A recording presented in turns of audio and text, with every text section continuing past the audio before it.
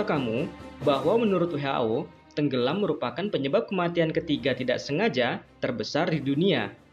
Mulai dari terpeleset di kolam renang sampai kecelakaan di laut ataupun diterjang gelombang tsunami, resiko kematian tenggelam sama besarnya. Namun, meninggal karena tenggelam bukanlah proses yang terjadi dengan instan. Indonesia sebagai negara kepulauan yang mayoritas daerahnya ada perairan, membuat resiko kematian akibat tenggelam dalam air bisa makin tinggi. Dilansir dari berbagai sumber, ada beberapa tahap yang terjadi pada tubuh ketika seseorang tenggelam hingga meninggal.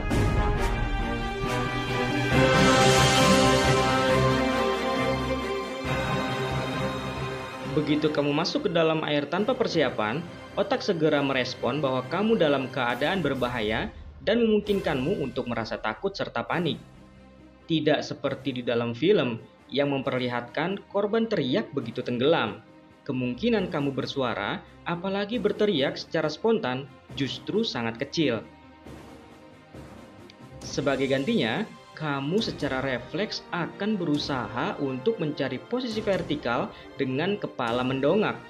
Tanganmu pun akan tergerak ke atas atau bergerak secara acak untuk mencapai ke permukaan air selagi berusaha bernapas.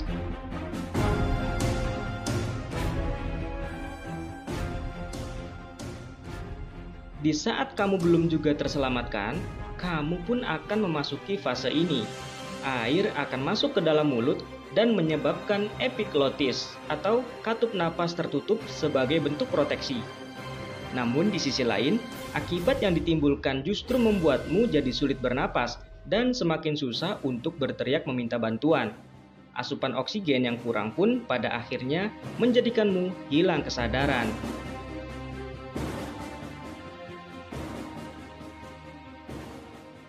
Nah, apabila kamu sudah mencapai tahap ini, kamu tidak akan lagi melakukan pergerakan.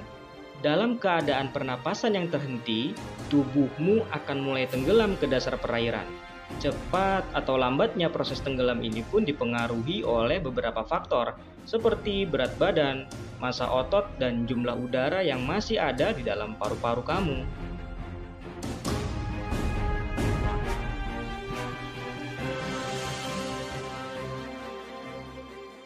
Semakin lama, semakin sedikit oksigen yang mengalir ke otak. Akibatnya, kamu akan mengalami konvulsi alias kejang-kejang. Perlahan-lahan, kulit tubuhmu akan berubah warna menjadi biru, terutama di bagian bibir dan ujung kuku. Tubuhmu pun akan menjadi kaku. Tidak jarang, bagian mulut pun akan mengeluarkan busa.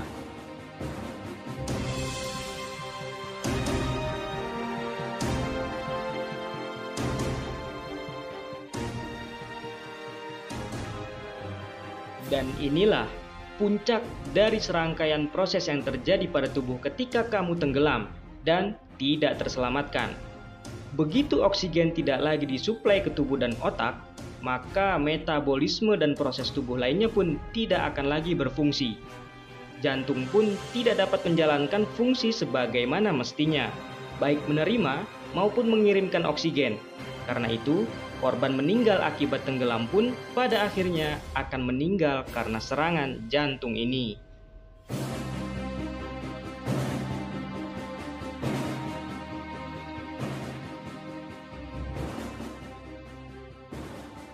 Kalau kamu bukan seorang penyelam atau individu yang terlatih secara khusus, perkiraan waktu yang kamu butuhkan untuk masih bisa bernapas dalam tahap awal hanya sekitar 30-60 detik. Lebih dari itu, kamu akan mulai bernapas dalam air dan percayalah, kondisi ini sangat susah dibendung. Selepas itu, kamu akan mulai kehilangan kesadaran. Dalam kondisi tidak ada asupan oksigen ke jantung dan otak, hanya dalam waktu kurang dari 10 menit, besar kemungkinan kamu akan mencapai ambang kematian. Tenggelam kerap dianggap sebagai salah satu cara kematian yang sangat menyiksa.